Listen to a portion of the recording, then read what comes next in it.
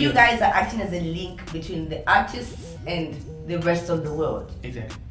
So is it an investment for an artist to sign up to Africa? No, it's not. We scout. So we without you, then there's no Africore. So we need artists, obviously. So we scout. We obviously look for upcoming. We also obviously be like, I'll give you like just a little bit of a roster. Master KG signed to Africore. Shoma Josie. Casper used to be signed before he left for Universal. Gemini Major, Mosley. In Zambia here as well, we've got Your Maps, we've got Nez. What does it take? Okay, so basically to be a member or no, it's not like a subscribe or type thing. No, it's like we actually people send like the way you would send music to like Sony or Universal. You also have to send to Africore because we have like like sit down listens. We scout like in ours. So like if you're good and we see like the potential in you, then we invest and put money and help you obviously take you to the next level. But I mean it's the same thing if you're not like then nothing can happen. From what I'm getting from you, it's like if you didn't mention Africore was a distribution company, I was going to think it's actually a record label. Look, we like to say we're a distribution company, but we work just like a label. It's like a label. But only that our structure is different. You see, the labels work like this. You know, people always hear this thing of owning your masters, whatever it is. We don't own people's masters. I mean, we do own some people's catalogs. If you sell, you can sell. If you want to sell your rights to your music, we'll gladly buy the rights. But what we do is like we distribute your music and help you make money off your music for a period of time in the contract. Then when you leave the contract, you own your music. We're not in the business of owning masters. And that's what differentiates us from Universal and like a Sony or whatever it is. So because look, music now, it's the labels, people don't really need labels, to be honest. If you've got the like money and stuff like that, I'll give you an example. This girl, you know Elaine? No. Yeah, you're the one. Yeah, Elaine, yes. You know Elaine is not signed to anybody, but she's killing the game. How is she managing? She has a good team? Yeah, great team. And obviously the bread, like you got bread, like you could push your stuff, so you moneyed up, you go far because it's an investment. Right now everybody's fighting. Even we want to sign Elaine onto Africore because we seen what she's doing. But it's just a great team, somebody who knows exactly what they're doing. And then the money. Don't forget, people sign to labels for backing, financial backing. Because, a label will push and putting money and stuff like that. But if you've got the money, you don't need. So now our strategy changed when we moved away from the way that the labels work to realize anybody can literally just make music. But if we're gonna get into this thing of always owning people as masters, the music business is ruthless or whatever. Do we have any potential record labels here in potential? Zambia? Yeah, you do. You got your I think XYZ is very well established. Are they working the way these other guys in South Africa are working? Well, look, I don't know. What you're observing? What I've observed with the way the way the camps work here and compared to like South Africa and stuff like that, I feel like is different because if you're assigned to me, you're assigned to me. So type thing. So it's kind of like everything. People actually sit down and have a strategy and how everything is going to work and stuff like that. I can't really speak much on that because I also don't understand how the system works there because I've never really engaged or seen their business dealings or whatever it is, but I see that it's somewhat different. There's some labels here, not XYZ, but there's some labels here that I've seen that it's actually they fall under the name, but it's each man for himself. God for us all. Good for us. Yeah, which is exactly. actually true. Yeah, so it's Okay, yeah. So off camera we're talking about then we're getting popular. Oh yeah, popular. Yeah. Okay, my voice. All right, so that recorded. Yeah. How did you come up with that same beat, everything? So this is a funny story. Even if you go, I don't know if I probably deleted it off my Instagram. I made that beat in 2015, 16. So like obviously I'll shop beats around to different artists. The first person to actually get that record was Ricky Rick. Oh. Ricky Rick actually did something. He even sent me a video of him like, you know, singing to what he had recorded. And then actually even posted it on my socials, like, oh, that's fire. So then nothing really happened with that situation. So I was in the studio one day with Rouge, of course, we were working on her second album. So I just playing. And it's different with Rouge because everything we've basically done, we've created from scratch in studio. But that one was just like, I just played the beat and then she was like, this is fire. So she just laid down a hook and then we just kept it like that. Like we just left the record like that. So we had finished other records and then it was time for like a single, like a single to run with the album. So we had this whole Afro type song, you know, for the album. So we go to Sony, we're in the meeting there and we're playing the records and stuff like that. Kind of left the meeting sad because the heads were like, nah, but this one is not radio or whatever it is, they don't understand. You know, with Rouge, she's been known to be a rapper, so it's kind of like, Rouge, like, now we don't know how to market this record or whatever it is. So we leave and we get back home, whatever it is, and then the level head calls and says, yo, there's this one particular record that you play. So we left some records or whatever it is for them to listen. And then like they thinking, I've forgotten the name of the other song. So they thinking it's this other song, and then he calls and says, no, not that one, there's another one. So we say Popular. And he's like, yeah. Then they're like, nah, we're like, nah. Because then I had to, obviously when they said we're gonna use the record, we had to then, I had to go back and enhance it because obviously I've dated from 2016 to like now, change the 808s a little bit and add more percussions to stuff like that. And then now it was a thing of like, okay, that's gonna be the first single, we have to get a feature. So the first person that was supposed to actually feature on the record was KO. So he got it, he liked it, but then he said nah, because he wanted to sing more.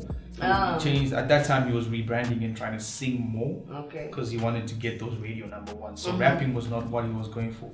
So yo, we caught up, I think there was somebody else again, Big Hash or something like that. Then we just settled with MT.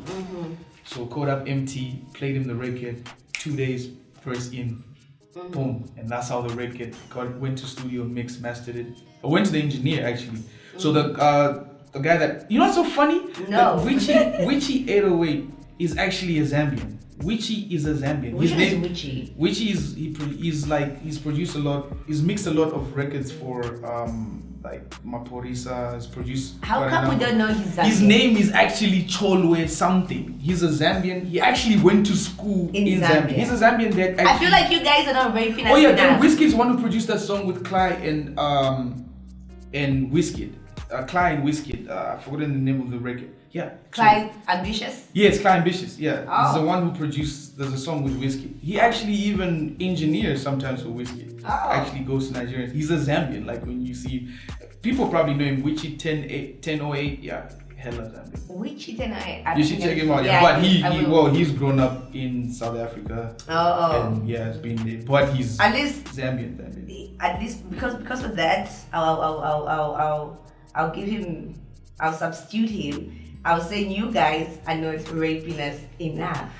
No, like I'm trying. Like, to be honest, I'm really trying my best. Like, I feel like representing people is not me just coming in and just shouting, I'm a Zambian. No, like, and then, oh yeah, I'm a Zambian. I feel like I want to represent in a way that I'm actually helping in us actually going forward. And that's why I feel like, okay, look, I'm representing and I'm going out there negotiating deals for us to actually go forward, as opposed to me just going out there negotiating deals for myself and just say I'm a Zambian. Okay, I'm a Zambian, then what? Like, you know what I'm saying? I want to actually come back here, help people move forward in the whatever little way I could possibly do. That's my definition. You seem to be very strategic when you carry out and handle your business. What does it take to work with you? Do I need to follow the procedure of going through your management? Do I need to call you directly? Because I hear some people don't want to be called directly. You know, so what does it take? You know what's so funny, right? I see, like, you know, I mean, it's an artist thing, or like when you get into your zone, you feel like, oh, I'm the one now. I've learned that, like, I don't really, I'll tell you for a fact, right? Yes, I do have a manager, but I handle my business because look, at the end of the day, it's my vision. I know where I want to go. I can't just leave everything in somebody else's hands because this person is also in it to gain whatever it is, financially or whatever endeavors they are. But at the end of the day, it's my vision, right? So I'm very hands-on. I listen to everybody's music. I don't mind people calling me directly, but just be respectful when you call. I'll tell you for a fact. Hours. No, I don't. I'll pick up. I mean, if I'm awake, but I'm very. I would say, for lack of a better term, petty, right? If you send me an email and you just go, "Yo, what's good?"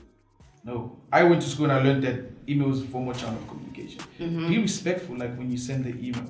Like, don't just be like, "How much for a beat?" And you're wondering why not getting. So what I do? People ask me how much for a beat. $100,000.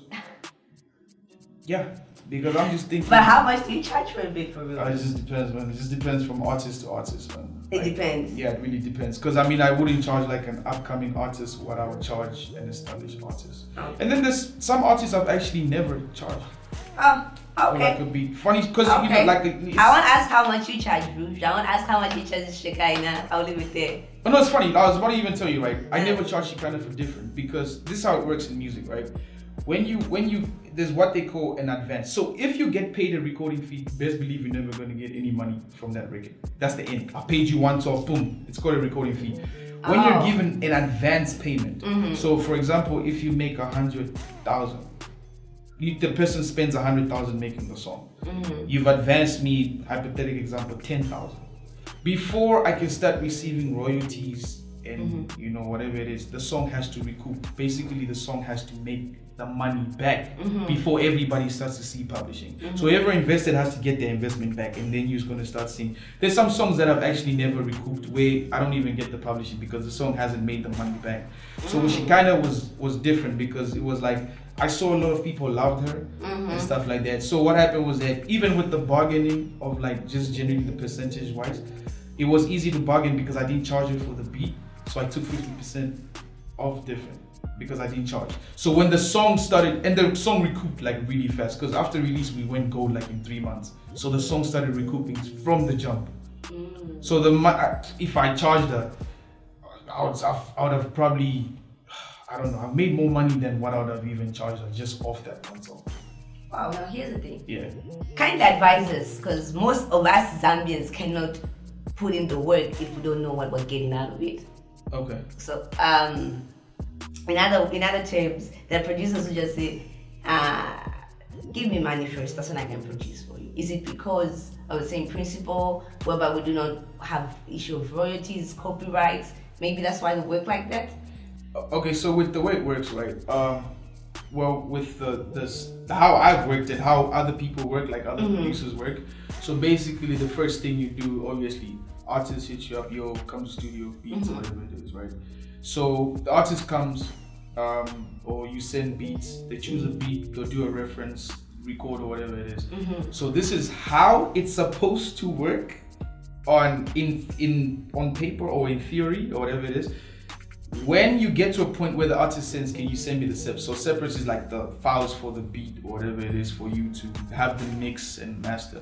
Is when now the paperwork comes into play. So you have your split sheet. So your split sheet is what is the percentage, what percentage am I going to get for this record and all that. So then the check is supposed to come. But it's in actual practice, it doesn't really work like that. I think my whole career producing, maybe one person has paid for a beat even before. So it's not really, people don't really go up, chase the money immediately because, I mean, songs, people, and the reason why people do that is some people will get to that point, mix and master a record, but it never drops. So for them, it's kind of like they paid for a record that has never dropped. So mostly people pay, you can find the song drop today and you only get the payment like a week later. But at least the paperwork and the contracts would have been, done and sorted out. So the contract has your, how much you're supposed to be paid, and then obviously they'll advance you the money or whatever it is. At least you've done the paperwork. As for here, I don't know, like, it's I guess that happens because of not having like a proper structure in terms of like publishing. So it's kind of like, I don't know if producers here have ever made money from actually like a song radio, or like maybe making money from streams and stuff. And you know what? Here's the thing I'm learning from you. Again, it's like we keep on complaining to say there's no money in the industry. Our producers are not making money. Our artists are not making money. But I've just understood that there's certain things we're not following. Exactly. There's a certain system that we need to adjust to, and it's gonna take time. It will. This is why we find a record song has done, like a hit has done, a song rather. I'll do, for example, Doughboys. Doughboys will have the biggest record in the country. They'll make money off it, but the producer is still going to be on the same label. That's because it's that thing of, look, music is a business. Like I always say that it's a business. And right now I don't know if radio stations are paying to the ZAM, whatever it is, for playing the music and stuff like that. Do they have a chart on how many times? That's all public. Like I said, that is performance rights, and that is where producers. The real money for producers isn't publishing, or even musicians isn't publishing. Like you get money from royalties, and this money doesn't stop coming. It's forever. So if you don't have that, system, this is why producers will tell you before you even walk into my studio, you better pay me the money type thing. But once you start to see actually systems working and radio stations actually paying, I'm not saying I don't know if they're paying, if they're not paying. Radio stations actually taking accountability, or even the associations saying, yo, such and such a radio station, you played this song 10 times. You need to pay. Or like even like the clubs, all these things, they need to. That's all performance royalties. Like clubs like in Joburg, whatever it is, every month, because it's very hard. You can't tell how many times somebody has played your song in the club, but clubs pay, for having to pay music in that particular place every month. And if you've got a club that's making $1 million, $2 million in a weekend, you're gonna obviously charge them whatever, 100K, whatever, every weekend you pay 100K for you to play music. And that's all money that musicians are supposed to get, because don't forget, like, how are you supposed to then make money? Shows don't, you at some point, as a musician, it's done. I always say music is just like it's like a period of time. You're hot for a second, and then, another artist comes through, but at least be protected by the fact that at least you're making money, and it's forever. When somebody samples your record, you get money for that. So that's all stuff. It's intellectual property. You can actually pass on this music to your kids or family members, and they'll continue to make money off these records. Interesting. I feel like this interview is actually going to help a lot of people out. They just need to watch it. They need to subscribe to our YouTube channel. Subscribe to our channel. Yes, please. Subscribe. And then, so here's the thing. What did I want to say? Oh my god, how can I just forget? Because you talked, that's why I forgot. Nah, apologies. So, let me take you back to Africori. Yeah. That's what I want to talk about. How do we follow Africori, and what are the terms and conditions? Your page, what else? I mean, You could check out the website Africori. You can just Google Africori. It's a very big company. Okay. You could Google us. You can go on Instagram, Facebook, Twitter. Just follow, see the roster of who we actually have on the label, and see the labels we actually also have signed. So you're open for submissions? Yeah, every day. We're open every day. As long as like your music is dope, and we see like there's a vision behind it, we're definitely gonna help. It doesn't matter upcoming, not upcoming, because music, you could literally be sitting here, next thing you're the biggest thing in the country. I never know. Music is one song. You're one song away from changing your life. That's just the way it works. Nice. Give us your social media handles and just a few words of advice to just that one producer who's working. Okay. Someone who's still believing to say, no, I need connections. I need that connect to make me get to the top. But just let them know it's some connections. All right, so I'm just gonna wrap it up with you can follow me on Instagram @Mae N Major, on Twitter @Mae N Major. Sadly, I'm on Facebook, but I don't handle that page actually. But it's Mae N Major on Facebook. Yeah, it's Mae N Major on Facebook. But I'm very active on my Instagram and Twitter. And one last thing, we need more Mae N Major's music. No, definitely, We need you to work with Zambian artists. No, we definitely. need you to We need you as a connect now. Unplug. Yes, Unplug. You're the plug now. You're the plug. So yeah, generally my words of encouragement and just like advice for like upcoming or like even established, like, yo, it's all about networking, man. You can never be too far, gone and feel like you get it. When artists get to that level, they feel like they're untouchable, nobody can talk to them anymore, you're gonna manage it for everything. Sometimes you just have to remember that it's your vision, it's your life, it's your career. You need to just be human. People love that human to human interaction. And I always say this: don't work hard, work smart. Work smart. It's not about work. You could be working hard at the wrong thing. Yeah, that's true. Trust me, you could be working hard at the wrong thing. Have faith. Like faith, there's a lot of things that I've done where I just believe that I could do it. It's just faith. It just happens. It all starts in the mind. Created in the mind. The power of the mind is crazy. Just have faith, believe. Yeah. Sometimes the impossible, just believe. I always just tell myself like, yo, I really want to work with such and such a person. I don't know how I'm gonna do it. But it takes time. It's music, please. I always say this, guys. Music is not a today, tomorrow. It takes time. It takes years, years and years, to a point where when somebody blows, when you actually know them for the first time, you think it happened overnight, but there was a lot of groundwork there.